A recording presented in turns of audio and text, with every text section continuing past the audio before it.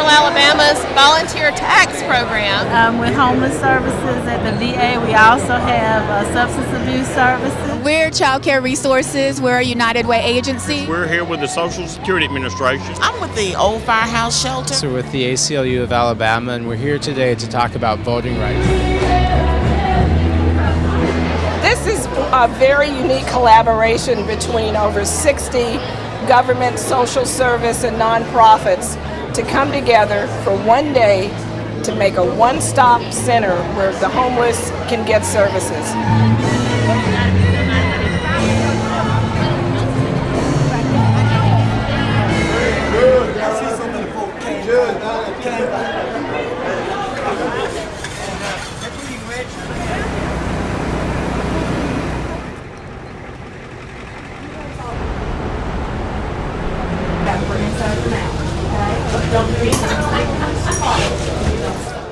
My name is Sherrod Williams. I work at the University of Alabama at Birmingham.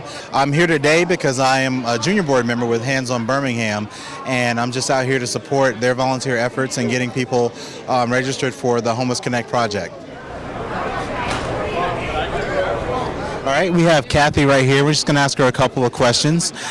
So how did you hear about the event today? I live at a shelter, First Light, in Birmingham, and they had a big poster put up in our facility. Okay, that's very good. And then also, what type of services do you plan on participating with today? Actually, I have some legal questions I need to find out about, and I'd like to see the dentist, and I heard they gave great massages here, and get something done with my hair. Okay. Maybe a little manicure, little girly stuff that you don't get to get when you live on the street, so this would be super. How did you hear about this particular event? Well, I'm in the Discipling Men for Christ shelter, and we came down in a van, and our pastor told us about it. Okay. And what type of services did you hear about that made you want to come to this event? That they was giving away ID and basically stuff just to help someone out that is homeless. What type of services do you plan on participating with today? Hopefully something to find a job. I have, interesting employment background and college educated, but I'm also looking for legal services as well. All right. Well, thank you, Byron. Is there any final words you want to leave us with? Pretty much that basically most homeless people are very decent, good people, try to help other people. There are some bad ones out there, but most of us are very good and try to look out for each other. Well, thank you for saying that. I think that's very important for us to hear as well. Thank you, Byron. Thank you.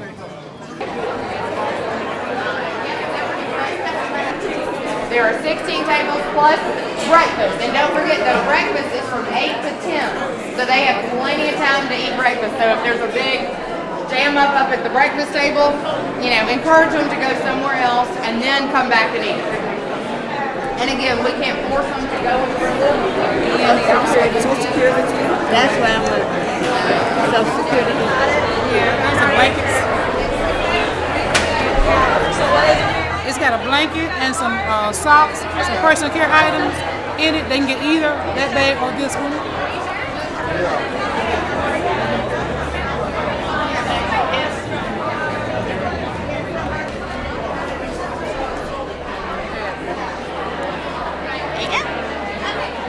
One, two, 3. It's going to take. All right. My job mainly is to, like you say, escort Mr. Hardy around, find out what service it is he needs, and take him to those different tables so that he can get assistance. And Mr. Hardy, did you come here looking for anything in particular? Yes, ID. Yeah, picture ID. I needed identification. What's your long-term goal? Do you still dream? Do you still dream of getting a permanent home? Yeah, to conquer the world. That's my long-time goal. To have all the things, the American dream. That's my long-time goal. To have the finer things in life. And that's what I'm searching for now. So great. So now we know who Charles Hardy is, and he's got some ID, and he's. I am somebody. You are somebody. And we're going to take him by the Donna, tell us, you're a customer today, and you're here to find out more about the services available. But tell me how you became homeless. I had worked for the same company for 5 years, and they were downsizing. So in January of '07, I lost my job. I did not find anything, and my unemployment had ran out, and my savings. So someone mentioned to me that I should go by Pathways, and they took me in, thank goodness, so I was not on the street for even one night. Donna, you don't look like a homeless person. How does a homeless person look?